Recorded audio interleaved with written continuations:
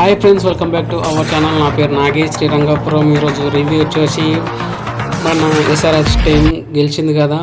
Last match హైదరాబాద్లో ఉన్న match Punjab తోటి గెలిచింది.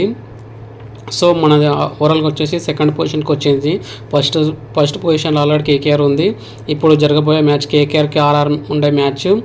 ఆర్ఆర్ ఓడిపోతే కనుక కన్ఫామ్గా అయితే మనది సెకండ్ పొజిషన్లో ఉంటుంది.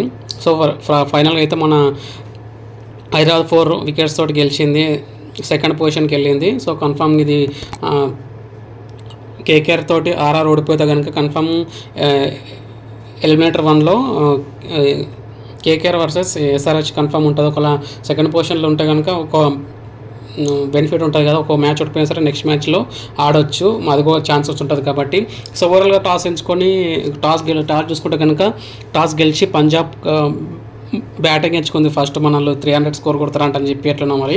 సో ఓవరాల్గా వాళ్ళు బ్యాటింగ్ ఎంచుకున్న తర్వాత స్టార్టింగ్ అయితే మంచిగా రన్ అని చెప్పాలి. ప్రప్సిమ్రాన్ అయితే 50 మంచిగా కొట్టినాడు, అంటే 71 కొట్టిండు 47 బాల్స్లో. సో ఓవరాల్గా వచ్చేసి 60 కొట్టిండు. 6 ఓవర్లో పవర్ ప్లేలో 6 కొట్టిండు. అథర్వా రైడ్ 46 కొట్టిండు 27 బాల్స్లో. దాంట్లో 2 6లు 5 4లు. ప్రప్సిమ్రాన్ 71 కొట్టిండు 45 బాల్స్లో 7 4s 4 6s తోటి 157 స్ట్రైక్ రేట్ తోటి. రాయల్స్ రాసో కూడా మంచిగా ఆడిండు అనుకొని చెప్పాలి. దాంట్లో 49 కొట్టిండు 24 బాల్స్లో. హాఫ్ సెంచరీ మిస్ అయింది. దాంట్లో 4 4లు 3 6లు ఉన్నాయి. దాని తర్వాత శశాంక్ సింగ్ అయితే రన్అట్ చేసిండు అనుకొని చెప్పాలి. ఇది ఒక పెద్ద అడ్వాంటేజ్ అనుకొని చెప్పాలి, లేదంటే 240 వరకు స్కోర్ పోతుండే.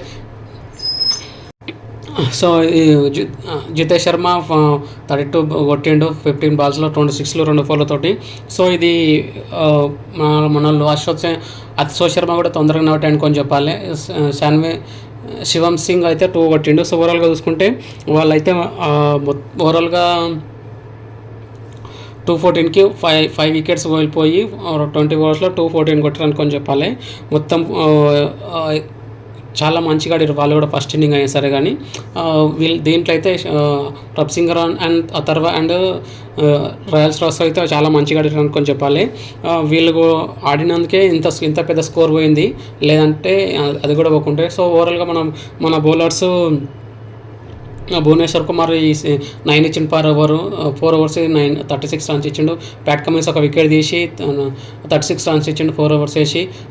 నటరాజన్ కొంచెం బెస్ట్ అనుకో చెప్పాలి. 4 overs వేసి 32 రన్స్ ఇచ్చి 2 వికెట్ తీసుకుండు, 2 వైడ్లు వేసి. దాని తర్వాత విజయకాంత్ 4 overs వేసి 37 రన్స్ ఇచ్చి 1 వికెట్ తీసుకుండు. సో వీటిలో జరిగింది. సో దీంట్లో అయితే బెస్ట్ అయితే నటరాజన్ అనుకొని చెప్పాలి.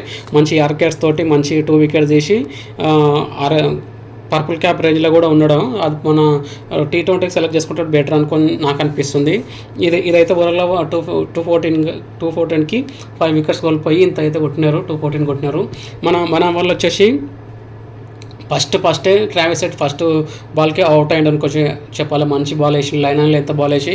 హర్షదీప్ సింగ్ ఫస్ట్ బాల్కే అవుట్ అయ్యాడు, అసలు ఖాతాలో ఓపెన్ చేయలేడు, గోల్డెన్ డక్ అవుట్ అయ్యాడు. దాంట్లో పెద్ద మైనస్ అందరూ అనుకున్నారు. బట్ అభిషేక్ శర్మ రాహుల్ త్రిపాఠి మంచి పార్ట్నర్షిప్ బిల్డ్ చేసిండ్రు. 55 వరకు పార్ట్నర్షిప్ బిల్డ్ చేసిండ్రు, ఇద్దరు కలిసి మంచిగా ఆడిర్రు. అభిషేక్ శర్మ వచ్చేసి 28 బాల్స్ 66 కొట్టి దాంట్లో 4 6లు 6 4లు 235 స్ట్రైక్ రేట్ తోటి మంచిగా ఆడిండు. దాని తర్వాత రాహుల్ త్రిపాఠి ఈ సీజన్లో బెస్ట్ స్కోర్ అంటే ఇదే 33 రన్స్ 18 బాల్స్లో 183 స్ట్రైక్ రేట్. దాంట్లో 4s 4 ఉన్నాయి, 6లు 2 ఉన్నాయి. నితీష్ కుమార్ రెడ్డి కూడా పర్వాలేదు అనిపించిండు, బౌలింగ్ కూడా వేసిండు, కొంచెం హెవీ అయినా పర్లేదు. కానీ 25 బాల్స్ 37 రన్స్ కొట్టి 3 6లు ఒక 4 తోటి 148 స్ట్రైక్ రేట్ ఉంది. Next under class half century miss అంది అనుకొని చెప్పాలి. 161 రన్స్ స్ట్రైక్ రేట్ తోటి 26 బాల్స్లో 42 కొట్టాడు. దాంట్లో 3 4లు 2 6ల తోటి ఉంది. షాబాజ్ అహ్మద్ అంతా తడబడిండు బ్యాటింగ్లో అటు బౌలింగ్లో కూడా. సో అబ్దుల్ సమద్ కూడా మంచి ఒక 6 కొట్టిండు, 11 రన్స్ కొట్టిండు 8 బాల్స్లో 37 రన్స్ స్ట్రైక్ రేట్ తోటి. శాన్విర్ సింగ్ సెకండ్ టైం బ్యాటింగ్ దొరికింది అనుకోట. దాంట్లో 4 బాల్స్ వచ్చి 6 రన్స్ కొట్టిండు ఒక 4 తోటి. సో ఓవరాల్గా అయితే రాహుల్ త్రిపాఠి పర్వాలేదు అనిపించిండు. అభిషేక్ శర్మ అయితే మంచి సిక్స్లతో అయితే కొట్టిండు. మొత్తంగా 41 సిక్స్లు కొట్టిండు ఈ సీజన్లో మొత్తం అభిషేక్ శర్మ. మన ఇండియన్ ప్లేయర్స్ చాలా మంచిగా యంగ్ ప్లేయర్, చాలా ఫ్యూచర్ ఉండే ప్లేయర్ ఇతను. మంచిగా కొట్టిండు అనుకొని చెప్పాలి. 41 హైయెస్ట్ సిక్సర్లతో ఇతను ఇప్పుడు అభిషేక్ శర్మనే ఉన్నాడు. మనకు అడ్వాంటేజ్ అనుకొని చెప్పాలి. సో ఓవరాల్గా అయితే మనది పాయింట్ టేబుల్లో చూసుకుంటే కనుక మొత్తం సెకండ్ పొజిషన్కి వెళ్ళింది మనకు అడ్వాంటేజ్. ఇప్పుడు ఆడే మ్యాచ్ కన్ఫామ్గా కేకేఆర్ గెలిచింది అనుకో, మనకు కేకేఆర్ వర్సెస్ ఎస్ఆర్హెచ్ జరుగుతుంది ఫస్ట్ టాప్ 2 కాబట్టి. ఎలిమినేట్ ఓడిపోయినా సరే, ఫస్ట్ మ్యాచ్ ఓడిపోయినా సరే సెకండ్ మళ్ళీ ఆడొచ్చు అని చెప్పుకోవచ్చు. దాని తర్వాత ఎంట్రీ క్లాస్ని పర్వాలేదు అనిపించిండు. దీంట్లో హర్షదీప్ సింగ్ 4 ఓవర్స్ అయితే 37 రన్స్ ఇచ్చి 2 వికెట్స్ కూడా తీసుకుండు. దాంట్లో ట్రావిస్ హెడ్ అయితే మంచి వికెట్ అనుకొని చెప్పాలి. నెక్స్ట్ వచ్చేసి పర్పుల్ క్యాప్ హోల్డర్ అయిన హర్షర్ పటేల్ 4 ఓవర్స్ వేసి 49 రన్స్ ఇచ్చి 2 వికెట్ తీసుకుంటా అని చెప్పాలి. మంచి ఎకానమీ తోటి. సో పర్పుల్ క్యాప్ ఇతని దగ్గర ఉంది. సో ఓవరాల్గా చూసుకుంటే కనుక మన 5 బాల్స్ మిగిలి ఉంటుండగానే 215 ఫర్ 6 వికెట్స్ కోల్పోయి గెలిచారు అనుకొని చెప్పాలి. SRH 1/4 wickets. మంచిగా స్టార్టింగ్ నుంచి ఎండింగ్ వరకు మంచిగా ఆడారు. దీంట్లో మన అభిషేక్ శర్మకు 66 ఫర్ 28 బాల్స్కి ప్లేయర్ ఆఫ్ ద మ్యాచ్ వచ్చింది. ఎలక్ట్రిక్ స్ట్రైక్ రేట్ ప్లేయర్ వచ్చింది. చాలా బెటర్ అనుకొని చెప్పాలి. సో ఇది మన 41 ఇదే చూడండి, 41 సిక్సెస్ కొట్టిండు మొత్తం సీజన్లో. మొత్తం 11 మ్యాచెస్ ఆడి 13 మ్యాచెస్ ఆడి. సో ఇది బెస్ట్ అనుకొని చెప్పాలి. ఇంకా ఫ్యూచర్ ఉంది ఇతను కూడా మంచి T20 సెలెక్ట్ అయిన ఉంటే మంచి కిక్ ఉంటుండే ఓపెనర్కి వచ్చి. సో ఫైనల్గా అయితే ఇది ఫైనల్ ఎట్లా ఆడుతుందో ఒకసారి కామెంట్ చేయండి మనకు.